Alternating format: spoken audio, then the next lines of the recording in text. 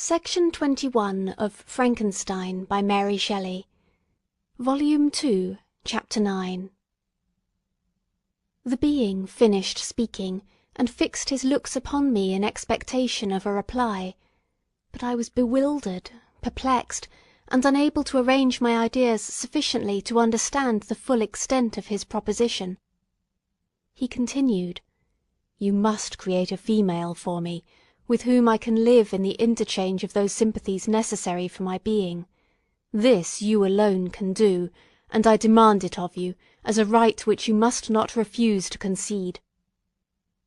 The latter part of his tale had kindled anew in me the anger that had died away while he narrated his peaceful life among the cottagers, and as he said this, I could no longer suppress the rage that burned within me.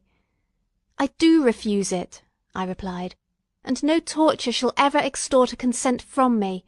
You may render me the most miserable of men, but you shall never make me base in my own eyes. Shall I create another like yourself, whose joint wickedness might desolate the world? Begone! I have answered you. You may torture me, but I will never consent." "You are in the wrong," replied the fiend, "and, instead of threatening, I am content to reason with you. I am malicious because I am miserable. Am I not shunned and hated by all mankind? You, my Creator, would tear me to pieces and triumph. Remember that, and tell me why I should pity man more than he pities me. You would not call it murder if you could precipitate me into one of those ice rifts and destroy my frame, the work of your own hands. Shall I respect man when he condemns me? Let him live with me in the interchange of kindness, and instead of injury I would bestow every benefit upon him with tears of gratitude at his acceptance. But that cannot be. The human senses are insurmountable barriers to our union. Yet mine shall not be the submission of abject slavery. I will revenge my injuries. If I cannot inspire love, I will cause fear, and chiefly towards you, my arch-enemy, because, my Creator, do I swear inextinguishable hatred. Have a care, I will work at your destruction, nor finish until I desolate your heart, so that you curse the hour of your birth." A fiendish rage animated him as he said this. His face was wrinkled into contortions too horrible for human eyes to behold, but presently he calmed himself and proceeded. "I intended to reason. This passion is detrimental to me, for you do not reflect that you are the cause of its excess. If any being felt emotions of benevolence towards me, should return them 100 and 100-fold, for that one creature's sake I would make peace with the whole kind. But I now indulge in dreams of bliss that cannot be realized. What I ask of is reasonable and moderate. I demand a creature of another sex, but as hideous as myself. The gratification is small, but it is all that I can receive, and it shall content me. It is true we shall be monsters, cut off from all the world, but on that account we shall be more attached to one another. Our lives will not be happy, but they will be harmless, and free from the misery I now feel. Oh, my Creator, make me happy. Let me feel gratitude towards you for one benefit. Let me see that I excite the sympathy of some existing thing. Do not deny me my request." I was moved. I shuddered when I thought of the possible consequences of my consent, but I felt that there was some justice in his argument. His tale, and the feelings he now expressed, proved him to be a creature of fine sensations, and did I not, as his maker, owe him all the portion of happiness that it was in my power to bestow? He saw my change of feeling, and continued, "If you consent, neither you nor any other human being shall ever see us again. I will go to the vast wilds of South America. My food is not that of man. I do not destroy the lamb and the kid to glut my appetite. Acorns and berries afford me sufficient nourishment.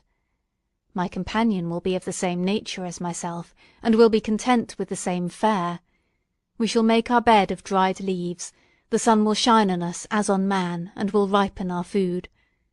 The picture I present to you is peaceful and human, and you must feel that you could deny it only in the wantonness of power and cruelty. Pitiless as you have been towards me, I now see compassion in your eyes. Let me seize the favourable moment and persuade you to promise what I so ardently desire." "You propose," replied I, "to fly from the habitations of man, to dwell in those wilds where the beasts of the field will be your only companions. How can you, who long for the love and sympathy of man, persevere in this exile? You will return, and again seek their kindness, and you will meet with their detestation. Your evil passions will be renewed, and you will then have a companion to aid you in the task of destruction. This may not be. Cease to argue the point, for I cannot consent." "How inconstant are your feelings! But a moment ago you were moved by my representations, and why do you again harden yourself to my complaints? I swear to you, by the earth which I inhabit, and by you that made me, that with the companion you bestow I will quit the neighbourhood of man, and dwell as it may chance in the most savage of places. My evil passions will have fled, for I shall meet with sympathy. My life will flow quietly away, and in my dying moments I shall not curse my Maker." His words had a strange effect upon me. I compassionated him, and sometimes felt a wish to console him, but when I looked upon him, when I saw the filthy mass that moved and talked, my heart sickened, and my feelings were altered to those of horror and hatred. I tried to stifle these sensations. I thought that, as I could not sympathize with him, I had no right to withhold from him the small portion of happiness which was yet in my power to bestow.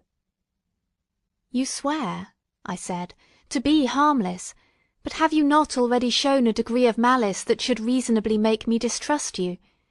May not even this be a feint that will increase your triumph by affording a wider scope for your revenge?" "How is this? I thought I had moved your compassion, and yet you still refuse to bestow on me the only benefit that can soften my heart and render me harmless. If I have no ties and no affections, hatred and vice must be my portion. The love of another will destroy the cause of my crimes, and I shall become a thing of whose existence everyone will be ignorant. My vices are the children of a forced solitude that I abhor, and my virtues will necessarily arise when I live in communion with an equal. I shall feel the affections of a sensitive being, and become linked to the chain of existence and events from which I am now excluded." I paused some time to reflect on all he had related, and the various arguments which he had employed. I thought of the promise of virtues which he had displayed on the opening of his existence, and the subsequent blight of all kindly feeling by the loathing and scorn which his protectors had manifested towards him. His power and threats were not omitted in my calculations.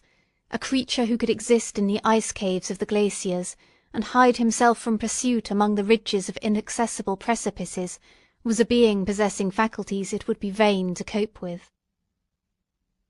After a long pause of reflection, I concluded that the justice due both to him and my fellow creatures demanded of me that I should comply with his request. Turning to him, therefore, I said, "I consent to your demand, on your solemn oath to quit Europe for ever, and every other place in the neighbourhood of man, as soon as I shall deliver into your hands a female who will accompany you in your exile." "I swear," he cried, "by the sun and by the blue sky of heaven, that if you grant my prayer, while they exist you shall never behold me again. Depart to your home, and commence your labours.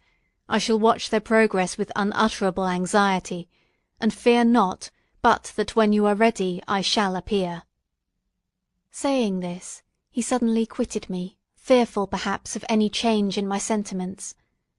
I saw him descend the mountain with greater speed than the flight of an eagle, and quickly lost among the undulations of the sea of ice.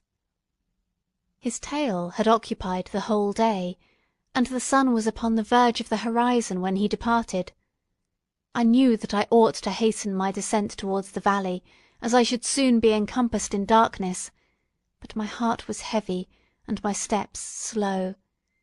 The labour of winding among the little paths of the mountains, and fixing my feet firmly as I advanced, perplexed me, occupied as I was by the emotions which the occurrences of the day had produced.